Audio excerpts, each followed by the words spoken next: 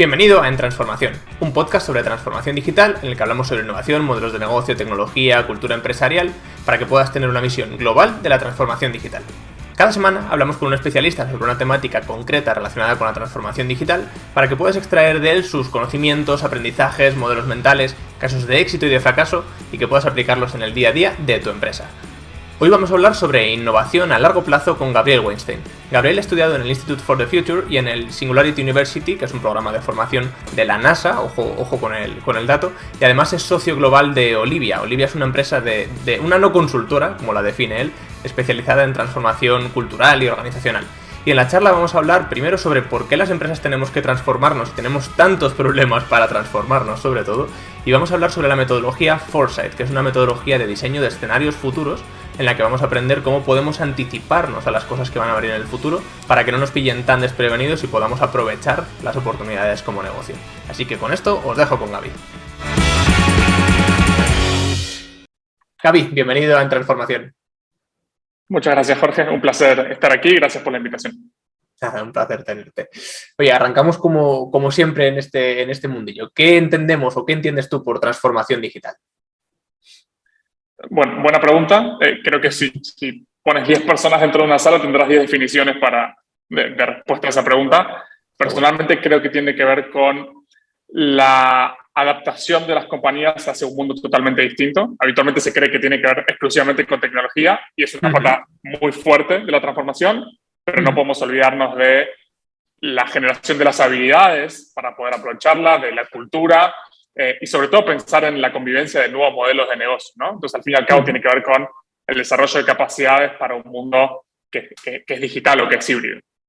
Correcto, sí, totalmente de acuerdo. Hemos tenido tú y yo bastantes conversaciones de este tema y la visión global de la transformación digital más allá de la tecnología es algo que creo que estamos muy de acuerdo y es una de las razones principales por las que nace esta iniciativa de Transformación, o sea que totalmente bienvenida y alineados con esa idea.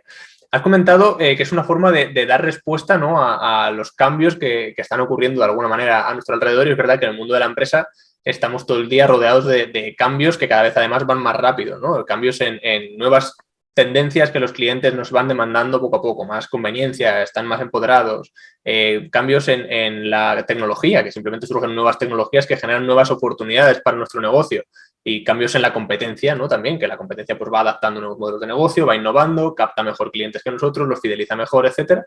Y en medio de todo esto estamos nosotros en nuestra empresa, que muchas veces estamos como en la playa, que te viene una ola, te tira, te levantas, te tira otra, ¿no? Y estamos un poco saturados y no somos capaces de responder a estos cambios, ¿no? ¿Qué problema tenemos las empresas con responder a los cambios a nuestro alrededor?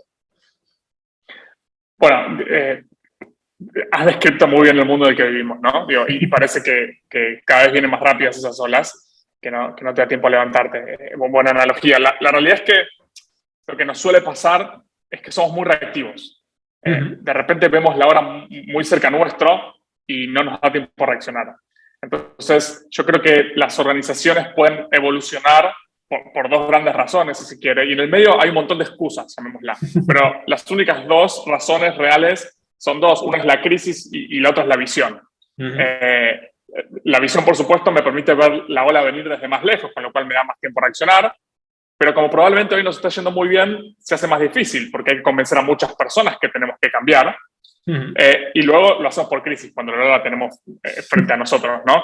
Y ahí es como podemos porque no tenemos mucha alternativa. Entonces, si nosotros tuviéramos la capacidad de ver determinadas olas desde más lejos, estaríamos mucho más a gusto con el cambio, creo.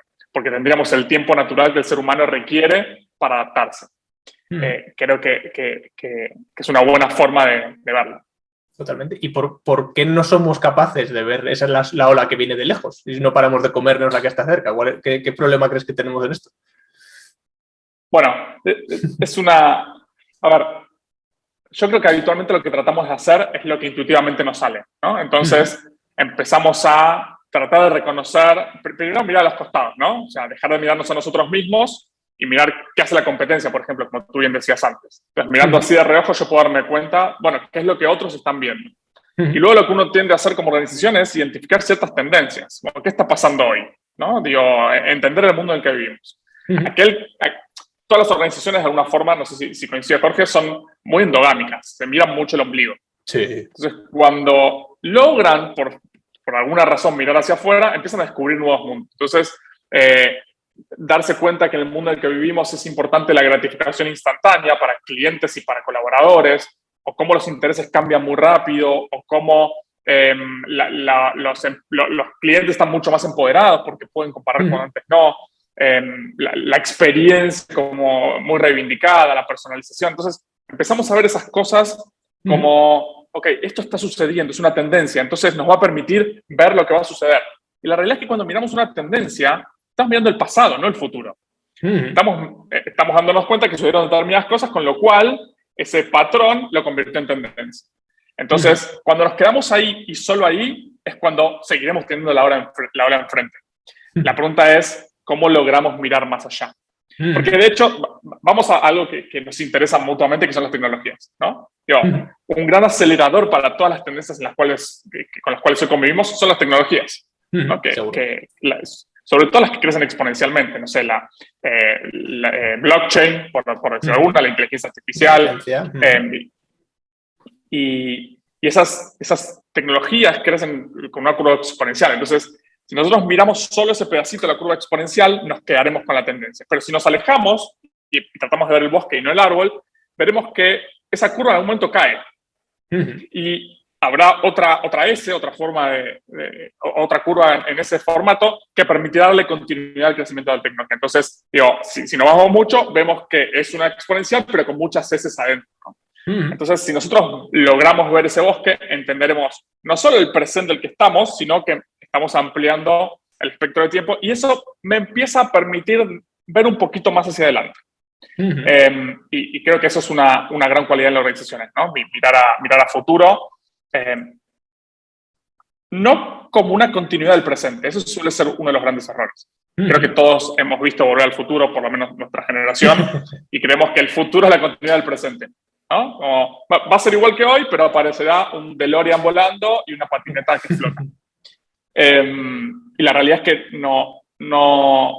nuestra capacidad habitualmente no nos permite ver los puntos de inflexión que sean en el camino. Y creo que esa es la clave. Como decía, para seguir con la analogía, Emmett Brown, tenemos que identificar los puntos de inflexión que rompen la continuidad del tiempo.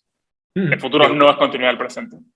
Totalmente. Yo creo que ahí hay dos cosas importantes que has dicho, ¿no? Que las empresas nos gusta mucho mirarnos el ombligo, ¿vale? Y creo que es totalmente cierto, y no sé si pasa por miedo, porque no queremos realmente mirar y preocuparnos de lo que pueda venir, o porque nos hacemos la ilusión de que tenemos tantas cosas entre manos que es que no tengo tiempo de ponerme a mirar eso otro, ¿no? Y me gusta mucho este meme que salen dos tíos con una carretilla llena de piedras y las ruedas cuadradas, ¿no? Y llega uno y les dice, oye, están estas ruedas redondas, ¿las queréis? Y dicen, no, estamos muy liados, lo siento.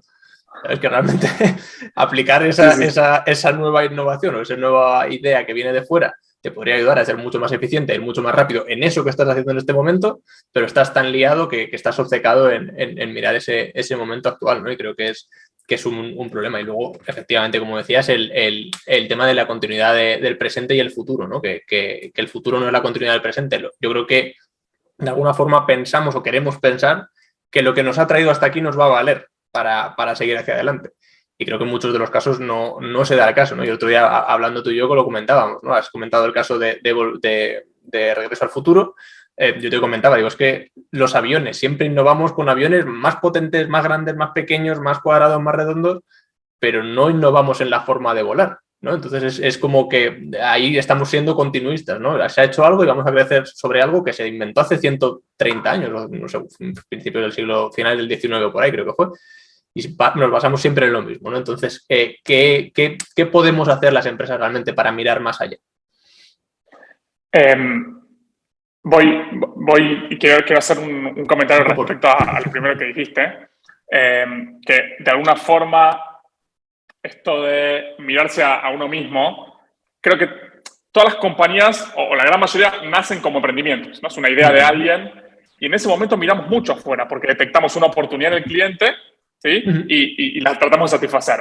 A medida que vamos creciendo y burocratizándonos y generando procesos y controlando personas, nos olvidamos del cliente y de su necesidad, que cambia cada vez más rápido, como tú dijiste, porque de alguna forma el motor se convierte en el área de operaciones, por ejemplo. cuando el motor en realidad está fuera y siempre será el cliente. Entonces, Sí. nunca debemos perder, no importa el tamaño que tengamos, el entender la necesidad de ese cliente. Porque si pasa demasiado tiempo sin que lo miremos, tal vez nuestro valor ya empieza a dejar de tener sentido.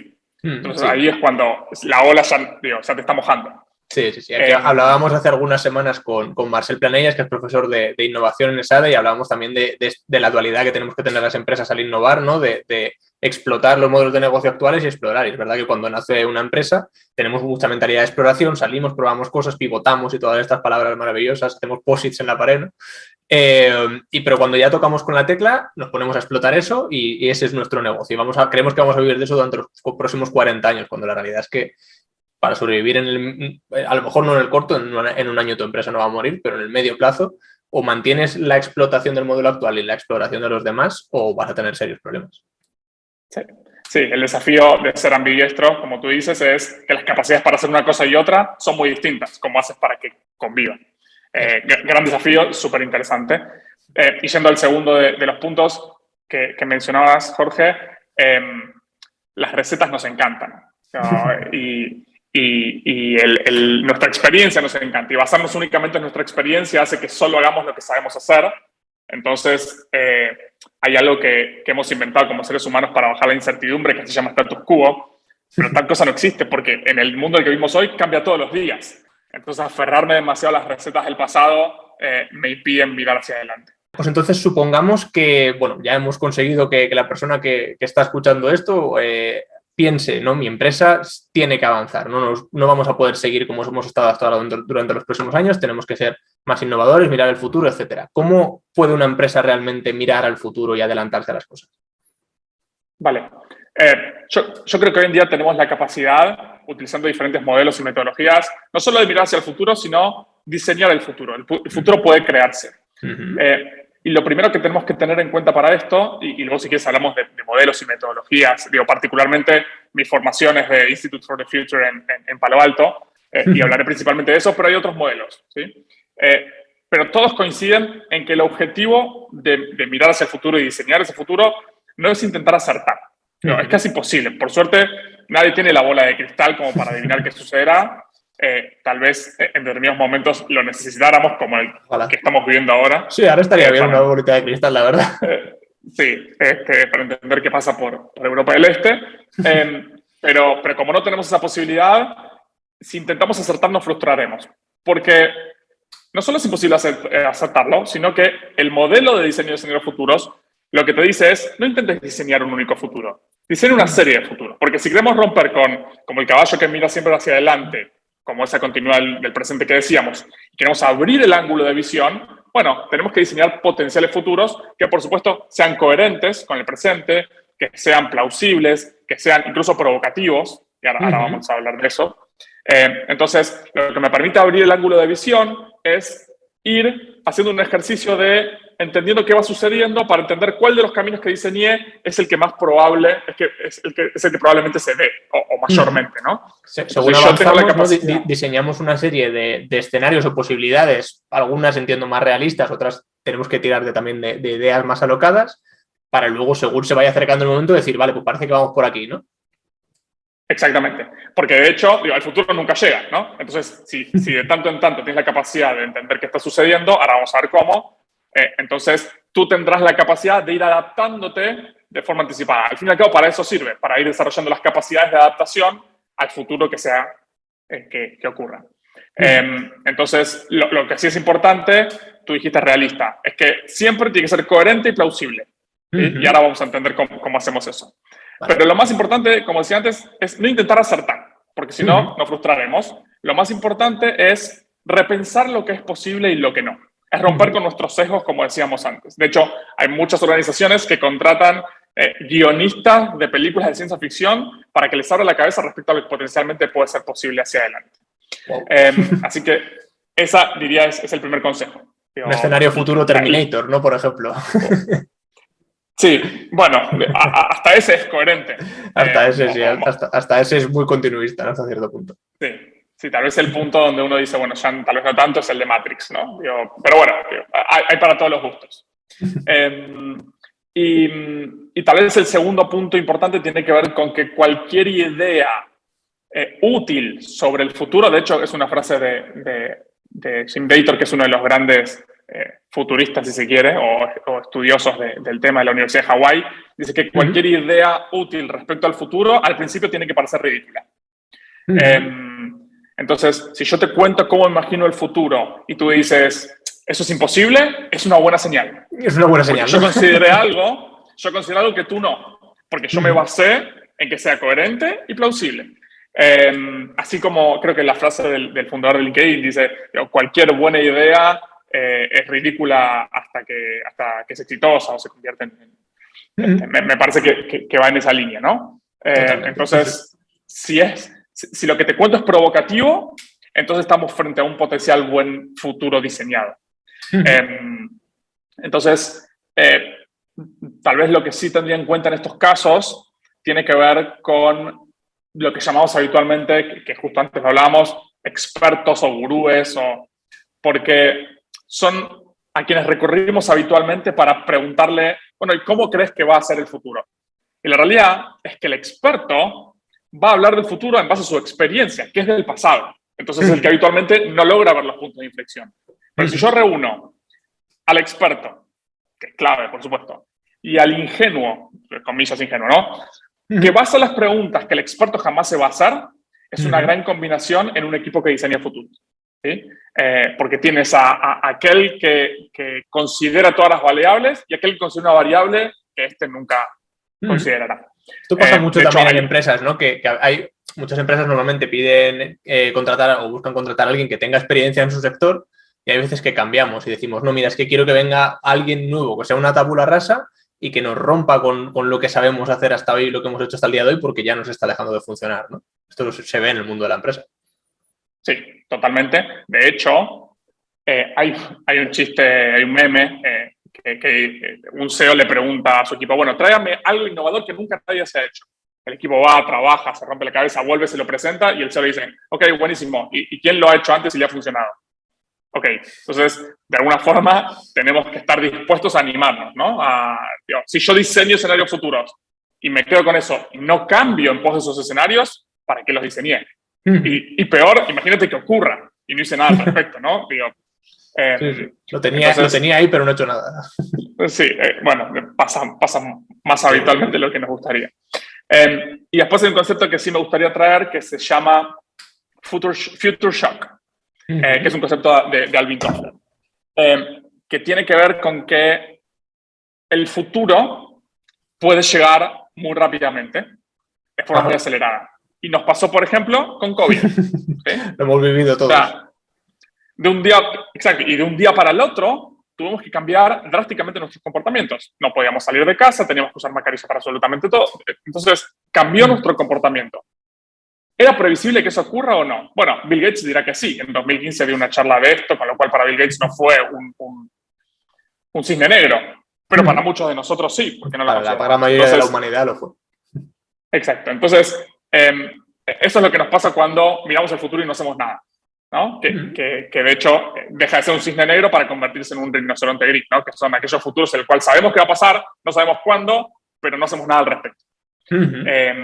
Entonces, creo que esto es una buena forma de entender que es posible y que no. Después puedo hacer algo al respecto o puedo no hacer nada. Y después ya tiene que ver con la capacidad de cada compañía. Pero Future Shock, esto que te contaba, es un ejercicio que propone Alvin Toffler respecto a que nos tratemos de imaginar a nosotros mismos que nos congelan en un momento y nos despiertan 10 años después. ¿Sí? ¿Qué capacidad tendríamos de vivir nosotros en una sociedad que no conocemos a la velocidad que se da el cambio en este mundo en el que vivimos? Sería extremadamente difícil.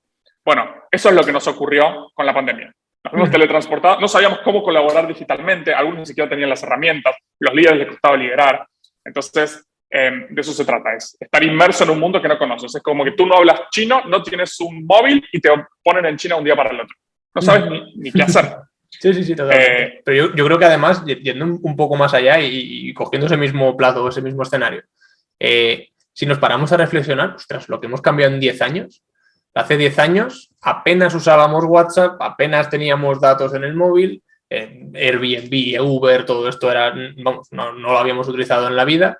¿vale? O sea, el cambio en los últimos 10 años, pese a que en el día a día lo hemos vivido relativamente poco a poco y lo hemos ido adoptando, a cualquiera de nosotros hace 10 años lo sueltas a día de hoy y va perdido, no se entera de absolutamente nada. Sí. Creo que el único lugar en el cual se sentiría cómodo sería tal vez en una escuela. Digo, porque el sistema educativo es el que menos ha cambiado, ¿no? Últimamente. Por desgracia. 150 años, por poner un ejemplo. Pero sí, totalmente. Estaría muy perdido. Entonces, lo que quiero transmitir con esto es que el foresight permite identificar insights o hallazgos. Y esos insights te tienen que llevar a la acción. Porque si no, te quedarás en un estudio que es muy bonito y nada más. Por matizar en esto, la metodología de la que estamos hablando, ¿no? de visión de escenarios futuros, etcétera, se está acuñada como metodología Foresight, ¿no? Y los insights que estás comentando al final son, pues eso, como píldoras o pequeñas aportaciones de valor, ¿no? Que realmente podemos coger de, oye, vale, hemos hecho un análisis, ¿qué saco de ese análisis que yo pueda aplicar, ¿no? Que es al final la clave, es como en cualquier empresa a día de hoy que analiza datos, vale, muy bien, tengo un cuadro de mando fenomenal, pero ¿para qué me sirve, ¿no? ¿Qué acciones saco de ese cuadro de mando que yo pueda luego aplicar en mi día a día? Exacto. De hecho, se vuelve un bucle, ¿no? Como foresight, insight, action. Es decir, miro el futuro, identifico hallazgos y actúo en consecuencia y sigo mirando el futuro. De hecho, se llama habitualmente, tú no haces un análisis muy profundo del futuro constantemente. Haces un gran análisis de tanto en tanto, cada algunos años, y en el medio lo que haces es lo que se llama vigilancia tecnológica, ¿no? Que no es solamente tecnología, pero lo que haces es mirar cómo está el panorama. Sí, vigilancia competitiva, ¿no? Es tener un poco la visión fuera, que hay incluso herramientas en el mercado que se venden como vigilancia competitiva, precisamente para esto, para analizar tendencias de mercado, cosas básicas como a veces seguimientos de palabras clave, pero bueno, que también pueden aportar cosas. Exactamente, eso mismo. Y la forma de hacerlo, y ahí ya si quieres nos metemos en algo más metodológico, claro, tiene que ver con la identificación de señales, ¿sí? Básicamente las señales son representaciones del futuro que se dan en el presente. Son cosas que existen hoy, pero no son mainstream, no es común que ocurran, y cuando lo vemos nos sorprende, ¿sí? Entonces una característica que tiene una señal es que es muy específica. Yo puedo decir a lo que vi o a lo que escuché, ¿sí? Y tiene que ocurrir para que sea considerada una señal en este plazo, en un año, por ejemplo, ¿no? Porque las señales aparecen constantemente, desaparecen, se vuelven más fuertes, se vuelven más débiles. Entonces, cuando decíamos que hacemos la vigilancia, lo que hacemos es entender qué señales aparecieron, cuáles desaparecieron, cuáles se fortalecieron y cuáles se debilitaron. Entonces, con este gran conjunto de señales, lo que hago es combinarlas, ¿sí? O sea, habitualmente combinar señales, 2 señales es bastante sencillo. Cuando empiezan a aparecer nuevas, una tercera, una cuarta, 100 señales, se vuelve desafiante, ¿no?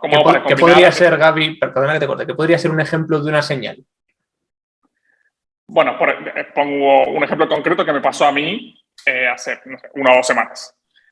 Y una característica importante de las señales es, hay quienes la ven y la ignoran, y hay quienes la ven y se la notan o en algún lado queda, ¿sí? que es mi caso, pero un poco me dedico a esto. Y pasé por un parque aquí en Madrid y vi un cartel que decía que aquí está prohibido utilizar drones, ¿sí?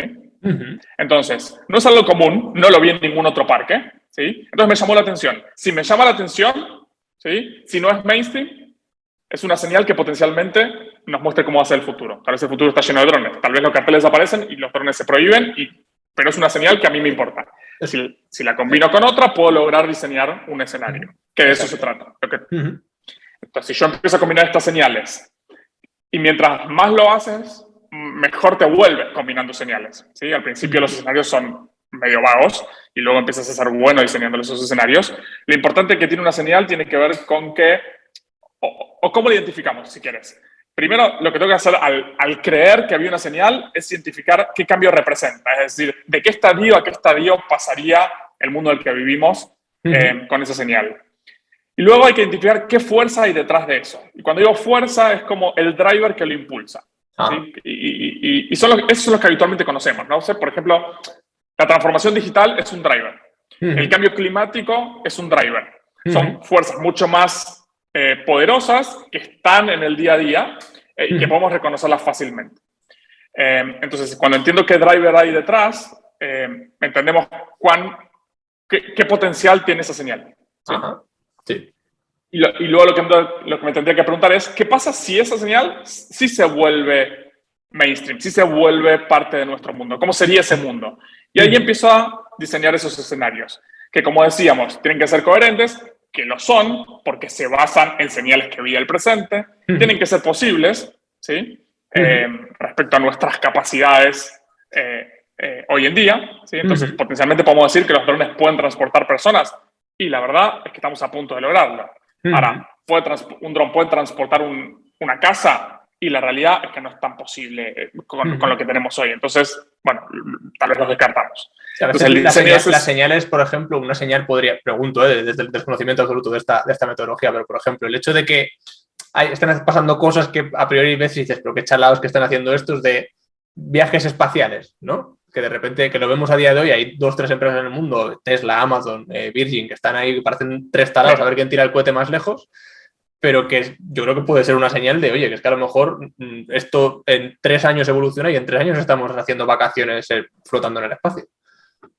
Bueno, de hecho, totalmente de acuerdo con el ejemplo, me encanta.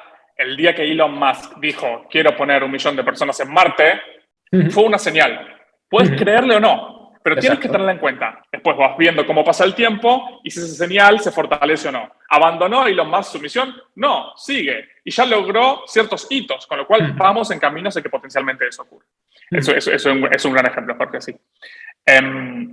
Y luego lo que sí es importante entender cuando empiezo a tener escenarios es la probabilidad de ocurrencia, como decíamos recién, y el impacto. Habitualmente, si lo pusiéramos en una matriz, todo el mundo se enfocaría en aquellos que tienen alta probabilidad de ocurrencia y alta probabilidad de impacto, ¿no? Todos hacemos eso, pero como eso todo lo vamos a hacer, lo descartamos, eso vamos a trabajar sobre esa. Un océano rojo, eso va a ser un océano rojo. Exacto. Ahora, ¿qué pasa con aquellos que están en un alto impacto, pero baja probabilidad de ocurrencia? Eso es lo que en Foresight se llama wildcard, no sé cómo traducirlo a español. ¿no? Un comodín. Sí, comodín, y esto de arriesgarme con esa alternativa improbable. Porque si es un alto impacto y una baja probabilidad de ocurrencia, no es que no pueda ocurrir, es que la probabilidad es baja. Entonces, si yo apuesto por ello, es el lugar en donde puedo marcar la diferencia. Ese sí es un océano azul. ¿Sí? Entonces, tengo que ir midiendo mis esfuerzos para posicionarme ahí, porque hay que entender si esa baja probabilidad de ocurrencia empieza a crecer o no, pero es el lugar en donde hablamos que están los disruptores. Es donde están si quieres, los Elon Musk o los Steve Jobs. Entonces, ese es un lugar que le queda bien al diseño de escenarios futuros. Entonces, una vez que nosotros diseñamos estos escenarios, que son complejos, por eso no es que se diseñen un montón, se suelen diseñar 3, 4 escenarios, ya ampliamos el ángulo de visión. ¿Sí? Ya entendemos qué es posible. Ahora la pregunta es, para cada uno de esos escenarios, ese escenario que acabo de diseñar, que no es que es optimista o pesimista como solemos hacer con otras metodologías, son plausibles y coherentes. Ahora, esos escenarios me pueden convenir que ocurran a mí como organización, o todo lo contrario. Puedo generar un escenario que no me convenga, pero yo no controlo qué suceda o no suceda. De hecho, 2 cosas importantes a la hora de diseñar escenarios futuros. Uno es, yo no tengo que estar como actor en ese escenario. Lo diseño a pesar de mí y de quién soy como organización, porque si no estaría muy sesgado.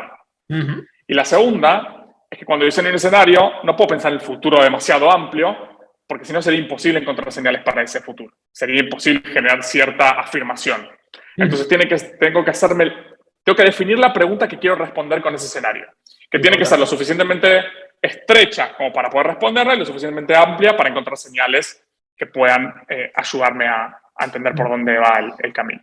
Y un ejemplo de cómo cerramos esa pregunta que nos queremos plantear es cerrándolo a un sector, por ejemplo, ¿cómo es el futuro de la movilidad en las ciudades? Sería una pregunta lo suficientemente cerrada, todavía es demasiado abierta. Bueno, yo pondría como ejemplo la que tú dijiste antes, de hecho, que no nos preguntamos cómo tiene que ser el siguiente avión para que sea más cómodo, para que vuele más rápido, sino cómo en el futuro las personas necesitarán volar. Y cuáles serán, harán viajes más largos, más cortos, en familia, individuales, en qué tiempo necesitarían estar, para qué. Entonces, cuando yo me pregunto cómo quisieran o cómo necesitarían volar las personas en el futuro, es lo suficientemente amplia y lo suficientemente estrecha como para que pueda responderla con el diseño de escenarios futuros.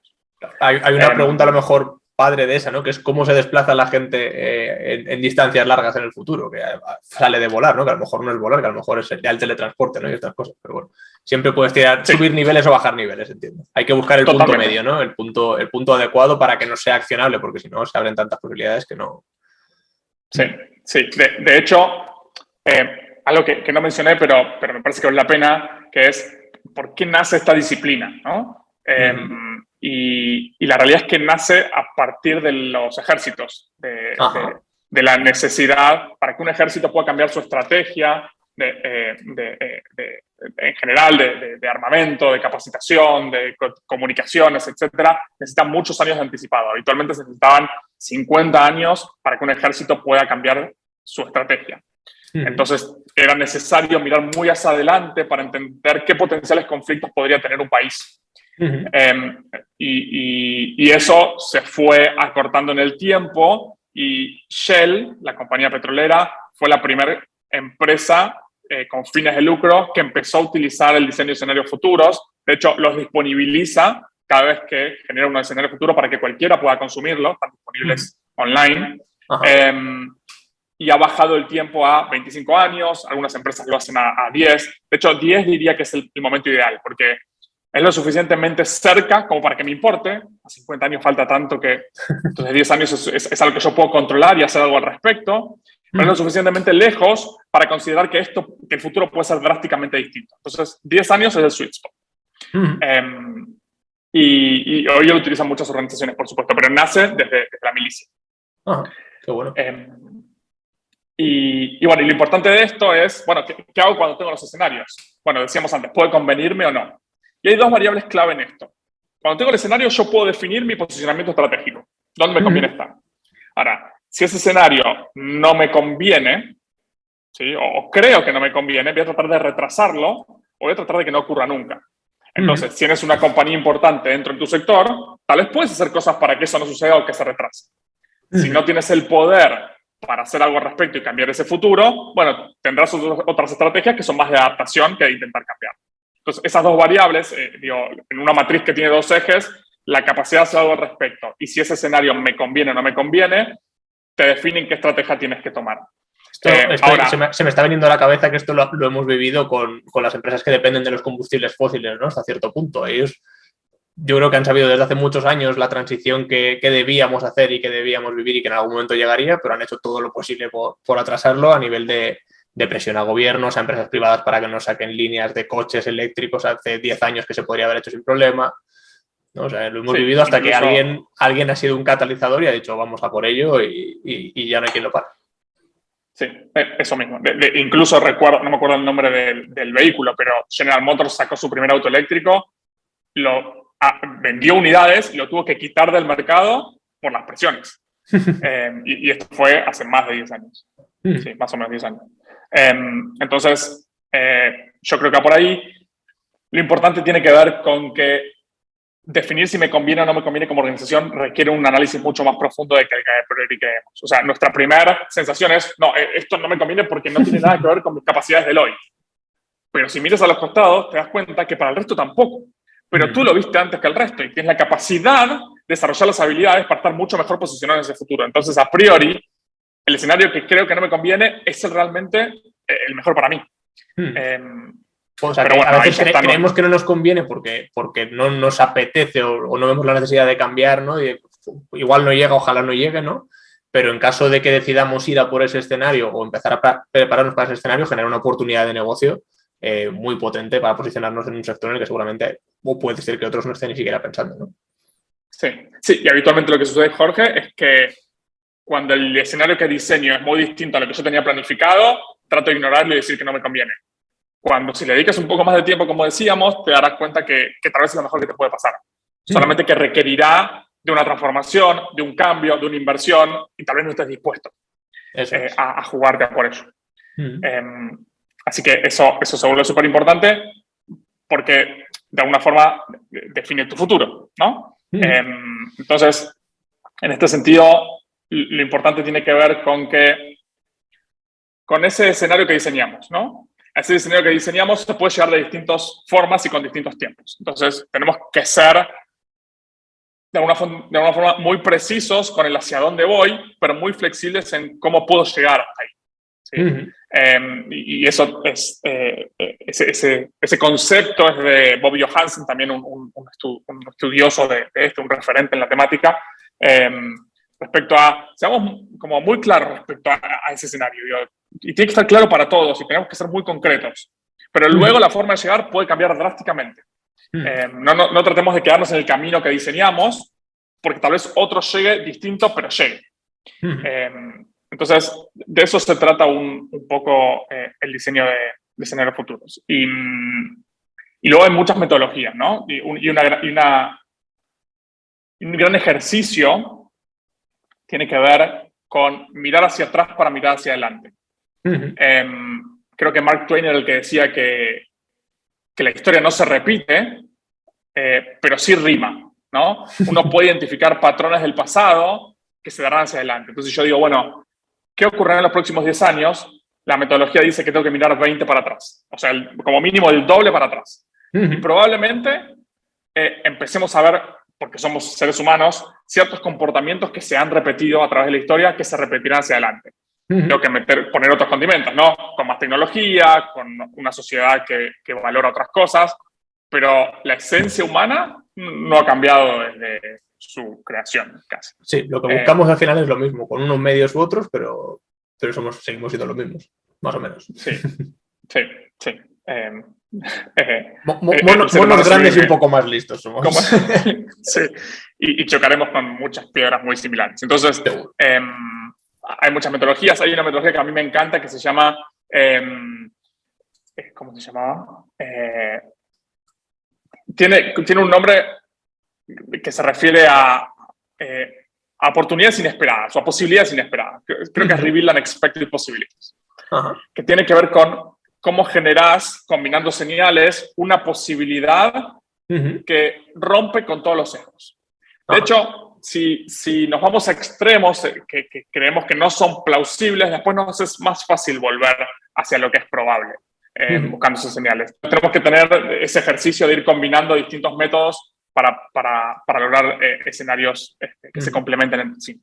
Yo creo que aquí también entrar en juego en todo este proceso que hemos hablado, ¿no? Metodologías como el design thinking, etcétera, de primero tener una vista expansiva, luego ya ir filtrando por posibilidades, etcétera, y las combinaciones deben ser prácticamente infinitas. Pues oye, Gaby, me parece, vamos, voy a empezar a leer libros sobre este tema porque me parece súper interesante y que tiene mucha potencia. Un poco a modo de resumen, ¿no? Hemos hablado de que tenemos que intentar diseñar escenarios que sean coherentes y plausibles de cierta manera, pero también hasta cierto punto que sean retadores, ¿no? Es un poco combinación de un escenario que deberíamos buscar. Y el proceso que hemos visto es, primero, tenemos que ir identificando señales y aprendiendo a juntar diferentes señales para crear un posible escenario futuro, ¿no? A partir de ahí evaluamos estos escenarios futuros en base a lo voy a resumir mucho, pero bueno, el impacto y la probabilidad que pueden tener estos escenarios de ocurrir y qué impacto pueden generar en nuestro entorno y en nuestro negocio. Y a partir de ahí tenemos que evaluar qué hacemos con ese escenario, intentar ver esto si nos conviene o no nos conviene y en base a eso si nos posicionamos o lo boicoteamos de alguna manera y ya en el tiempo ir monitorizando cómo las señales se vuelven más fuertes o más débiles para ver si realmente tenemos que pisar más el acelerador para adaptarnos al escenario que está más cerca de llegar, pues si lo tiramos a la basura porque parece que no va a llegar nunca, ¿no? Sí, a modo de resumen en una línea. Sí, y si quieres tomo esto último que dices, habitualmente no terminas tirando a la basura, le vas cambiando la forma y al fin y al cabo el objetivo tiene que ver con tu capacidad de adaptarte. ¿No? Claro, porque son escenarios vivos que vamos evolucionando en el tiempo, ¿no? Lo has dicho, no los revisamos de manera continua, pero sí a lo mejor, no sé, cada 6 meses, cada año nos sentamos, oye, ¿qué está pasando con esto? ¿No? Sí, y tienes como la base de datos, si quieres, de las señales, se llama sensing, ¿no?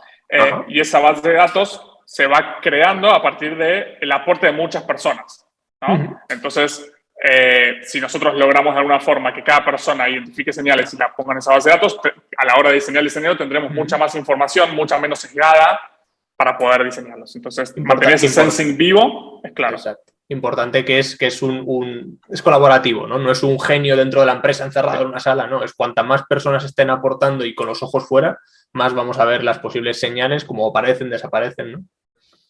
Sí. Y por el contrario, mientras más encerrado en una oficina, menos probable que diseñes un escenario lógico. Menos señal le pasa. Vamos a ver las que te manda tu empresa en el día a día. Y aparte estás desconectado de cómo funciona el mundo. O sea, la clave de esto es mirar constantemente el mundo en el que estamos inmersos. Así que de eso se trata. Oye, Gaby, pues fenomenal. ¿Qué podemos leer? ¿Dónde podemos informarnos más sobre todos estos temas? ¿Algún libro, algún blog, algún podcast? Has hablado ya de varios referentes, ¿no? A lo largo de todo esto y he tomado buena nota de ello, pero ¿algún libro de referencia o algún contenido de referencia que podamos estudiar? Sí, bueno, creo que los nombres que mencioné son como los referentes más importantes a la hora de pensar en el futuro o en el diseño de escenarios futuros. Hay un libro que es muy viejo, pero que es un emblema en la temática, creo que es del 70, que es de Alvin Toffler, que se llama El shock del futuro, que es una de las cosas que he mencionado mientras charlábamos. Me parece que es un buen libro para empezar. De hecho, mirar hacia atrás para mirar hacia adelante, tenemos que ir a 1970 para después. Y no es que hay mucha bibliografía al respecto, porque no es un modelo que todos trabajen en las organizaciones habitualmente. Entonces, sí, no es el business model Canvas, que es algo que está ahí súper extendido. Exacto. Lo cual es bueno, porque te marcará una ventaja competitiva por sobre tus competidores, para la redundancia. Entonces, digo, hay algunos que son de referencia. Si yo pudiera empezar por uno, el de Alvin Toffler me parece que es muy bueno. Fenomenal. Pues oye, tomo mucha nota de esto y ya te diré cómo diseñamos tú y yo escenarios futuros en los próximos años. Oye, Gaby, pues un placer. Muchísimas gracias por esta conversación tan reveladora y gracias por venir. Gracias a ti, Jorge. Un placer y nos vemos pronto. Y hasta aquí la charla de hoy. Espero que te haya gustado, que hayas aprendido y sobre todo que saques cosas que puedas aplicar en tu empresa. Si ha sido así, pues recuerda que puedes suscribirte al podcast en tu plataforma de podcast favorita y también en YouTube. Puedes seguirme también en LinkedIn, donde publico contenidos sobre transformación digital, y te puedes suscribir a la newsletter en LinkedIn de En Transformación, en la que cada semana te envío los contenidos más relevantes sobre transformación digital. Nos vemos la próxima semana.